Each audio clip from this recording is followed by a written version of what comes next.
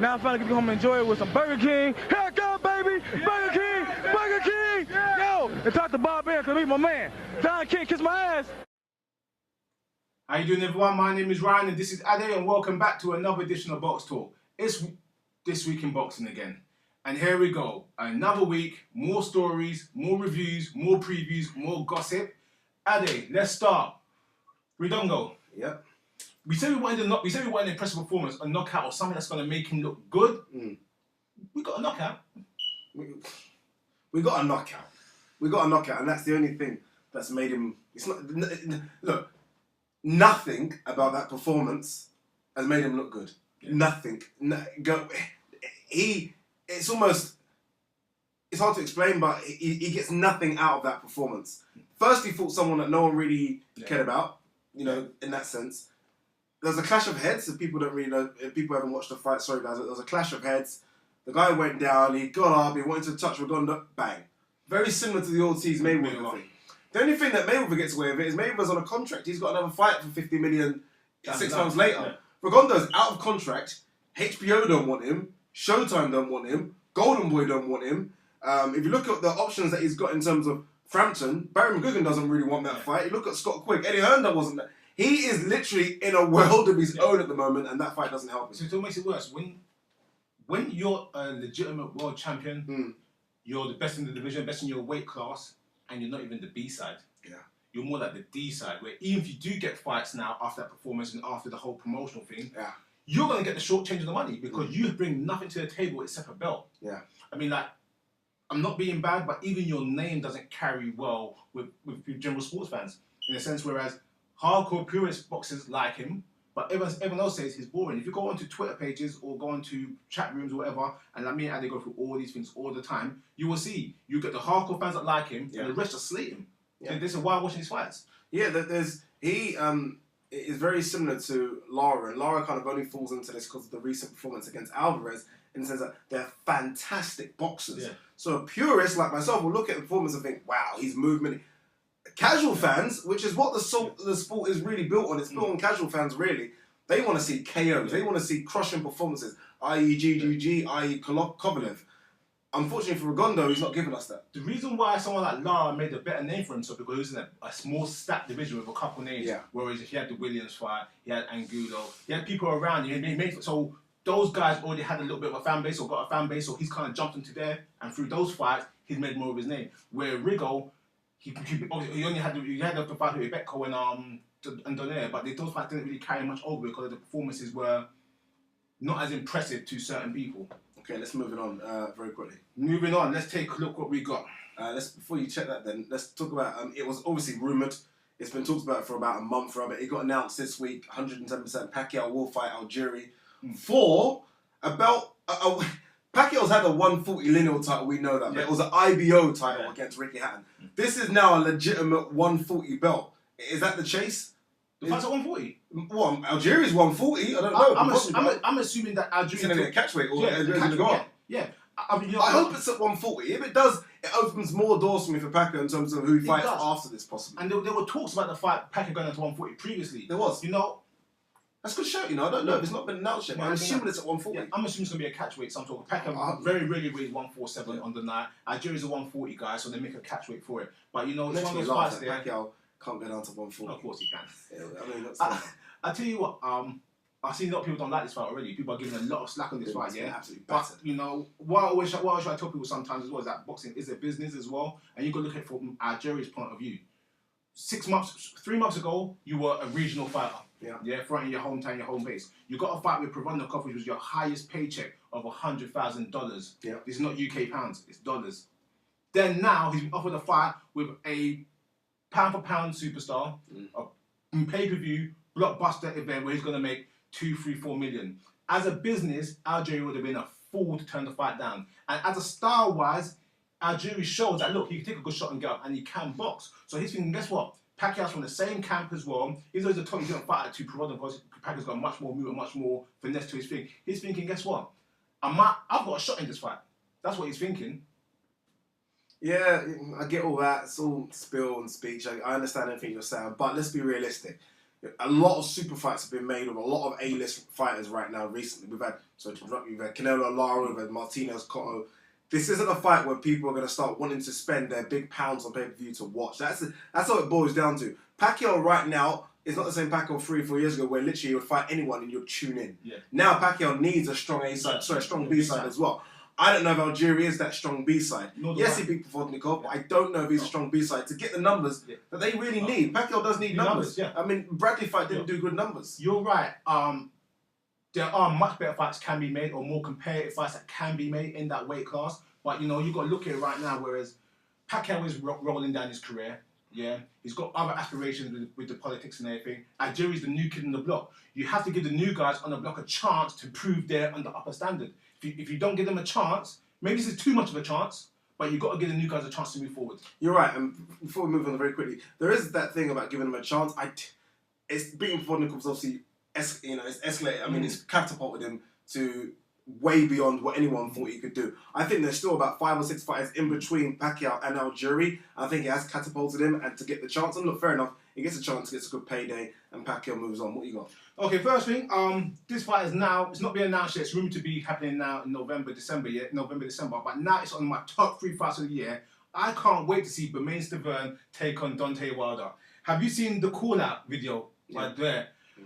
Deontay Wilder is really, really out there putting it onto Stiverne. Now, Wilder's not proven, as everyone says, you know, the 31 fights, 31 knockouts and everything, but the talk and the hype now has got my blood boiling. I want to see this fight as much as I want to see Kovalev versus Stevenson, as much as I want to see Pacquiao versus Mayweather. This fight now in the past week has jumped from here to here on my list. No, look, you're right. I'm one of those people, again, I don't think Deontay Wilder deserves the fight, really. I mean, we spoke to him on Twitter and he kind of got back to us and said, you know, I deserve this fight because I beat Malik Scott. That doesn't get you to me a world heavyweight. But regardless of that, it's finally a big heavyweight fight in America, and we've not had one for I can't remember who. Tyson Lewis. I mean, I'm trying to think of a big heavyweight fight where you're going to get a good pay-per-view. It's going to be pay-per-view. Lewis Klitschko, the last big heavyweight fight. There you go. Exactly. It's been a long time in coming. So hey, why not? I tell you what, they both disrespect each other's skill set so bad that it's going to be such an easy fight. I don't think this fight's going to go more than 3 or 4 rounds. I literally believe it's going to be a blowout, one way for the other. Yeah. Everyone's talking about Deontay Wilder's punch power. Yes, okay, you can punch people who don't punch back. But Bermane Stiverne has got serious punch power as well. He doesn't really load up, but when he hits you, also Ariolo, he hits you and you stay here. Do you know what I mean? So it's going to be a good fight. What else you got? Egos in boxing. Floyd Mayweather, we all know he's the king of the ego in boxing right now. But why do fighters always seem a way to try to discredit fighters when it's not in there? Mayweather this week in the interview, before he's promoting for living, said Amir Khan's got unfinished business. He's got Garcia problems, so on, so on, so. He said the same thing about who was he say the same thing about? Said the same thing about Pacquiao's got Marquez problems. Why would you always put obstacles in before other fights? You've got this fight with Madonna coming up, fair enough. It's not a great fight on paper for everyone, but you know, why bring other people in and discredit them before the fact when chances are you're still going to fight them? Does that make any sense? For me, it does. I love it, personally. Why discredit people? Mayweather, the only person that can do it is Mayweather. Look, all roads lead to, no matter what you say, and I don't like it at the moment, every single avenue leads to Mayweather right now. Before it was every road leads to Pacquiao and maybe Mayweather. Every single fighter wants that Mayweather shot. And quite rightly, every time they ask him the questions, I was watching the same thing as well on Fight House TV. Every time they're asking him the questions. He's not actually naming them. I saw when he actually said, Kell Brook, don't know him. Yeah. Sean Porter, kind of know him. Oh, yeah. It's like, sometimes there's levels though. He is a level above everyone right now. You know he's lying, but he's just making it like he's just making it silly. I just don't get. I don't get. Same thing with egos. Golden Boy and Alvarez. They're saying now, Boo boo, get in line. Yeah. Everyone get in line. This is get in line. Yeah. Why can't fighters just fight fights? If you're a champion in the division and you've got another champion in the division, that means you're both top 3 or 4 in the world division. Why not say, it's a good fight, we could see him win. Why get in line? Why make obstacles to downplay the other fighter? Yes, it's maybe for bargaining, for promotional aspects, or for more money in the negotiating table. But seriously, Alvarez's ego, especially this thing a couple weeks ago, saying he's not going to fight at 154 unless it's this, but he's not going to go to middleweight. These egos are getting out of control. They are getting out of control, but what they do bring us is big fights. That's the only thing they do is bring us big fights. And having a title necessarily doesn't mean you have to fight the other guy as a title. You know what I'm saying? I mean, it's good that Boo Boo has got the title, but I still think Boo Boo, his biggest win still is Brian Rose. Yeah. As much as I like Demetrius Andrade, I still think he has a couple more fights before he starts challenging the likes of Alvarez. For me, I would like to see him going against Angulo next. Possibly that's a possible one, or even a Kirkland or a K9 before he goes on the likes of Alvarez and Lara. I think they're just a bit in front of him because, like I say, his biggest win is Brian Rose. Anything finally? Ego again. Yeah. Dana White. Floyd's announced his fight, and now Dana White jumps in saying Ronda Rousey will beat Floyd Mayweather in a fight. Come on now, this is men, this is women, this is boxing, this is MMA. Respect your own sport, we respect your sport. You do your thing, we do our thing. Why jump in just to get a press release, just to get your name out there to attach your fighter to our fighter? What's the point? What's the point? It's a fight that will never ever happen or could ever remotely happen. So why even think about it? Yeah, I love Floyd's response. Floyd says, don't know who he is. Yeah. I don't know. And he seems so genuine. He says, I actually didn't know who he was, but I saw her, and it was funny. I don't like egos like I'm saying in these videos, and I'm trying to say, but if Floyd blew up on that one, I would have defended him. There was no reason to mention two different sports, a male versus a female, even if they're not in the same weight class, if they were male, if they were both in the same, it's irrelevant. It's irrelevant. It's just people trying to make money off other people. All right, finally. Finally. Before I got to jump in there as well. Froch. What is going on with Froch? Julio Cesar Chavez, the girl. It seemed as I saw it on Twitter that Eddie Hearn Steve Kim actually released a bit saying there was problems with the breakdown in terms of a date. Supposedly Julio Cesar Chavez wanted October. Froch wanted to fight in November, December. So because of that, that's scrapped. Hence why the girl's now. Do we want to see Froch the girl? I would. I put it out there the other day. If GGG wins and beats Gil convincingly, I'd pay double the money to see GGG Froch at Wembley than the girl versus Froch. I'd rather see that fight as well. I understand it, but the girl is now a mandatory. Yeah. So he has to have the fight if Froch is going to keep the title. The girl is skillful and he can cause problems for Froch. Now I'm trying to say. Yeah. Only problem I have with the girl, like I said, is that he does seem to lose interest in rounds. Would it sell? If he loses interest in rounds, he will get knocked out. Would it sell? But I see it's a points decision. Would it sell? I don't worry about this decision. I'm saying, would it sell? It will sell. Bigger than GGG? Or even a Kovalev? No, it wouldn't sell like that. I don't think Kovalev will be in the mix. Froch is going to stay at 168, so middleweight, so we'll just count Kovalev. But I think it will sell. I think it'll do well. I don't know. On the back of the Groves, there doesn't seem no animosity there. There's nothing there at the moment. They were friendly the other day on Sky Sports ringside. There's almost... Unfortunately for me, I need to see something, some sort of animosity. And there was before the girl signed for Eddie Hearn. That now almost seems a bit too pally for me. I don't really like that. But hey, I guess that's what happens sometimes. Last thing I got quickly, Tyson Fury and the British Board of Control about this bloody... They want to have a hearing and a meeting with him because of his so-called language at the bloody presser on Monday.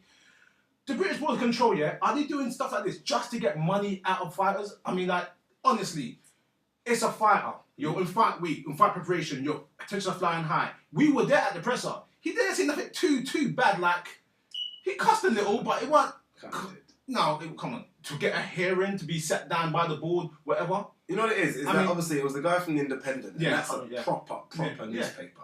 And I think we both said at the time that there's a reason that boxers, unfortunately, are not on the back of their papers at the moment. And I think they're just looking at it like, as soon as he mentioned it, and he said, I remember sitting right next to him, and he did say that, is anyone from the British Board of Control here? They just don't like Tyson Fury's antics. That's what it is. I tweeted, look, he's a fighter. That goes into the ring and punches someone's lights out. Surely swearing on TV is a lot better than that. I tell you what, if you look at the world boxing scene right now, I can name maybe 10 fighters that say worse things than bloody Tyson Fury, you know what I mean? There's no need for the board to always jump in to try to regulate something which is not regulatable. You can't stop a person from speaking. In other sports, people can speak their mind. In boxing, it seems like you can't. Alright, there you guys. Look, we've ran over a bit. Sorry this. But yeah, that's it. Week in boxing. As you can see, a lot happens in a week in boxing. We told you. Leave your comments below. Email us as well at BoxTalk@hotmail.co.uk, and don't forget to follow us on Twitter at BoxTalkUK. And guys, don't forget the subscribe button as well. Thanks a lot for watching another edition of BoxTalk.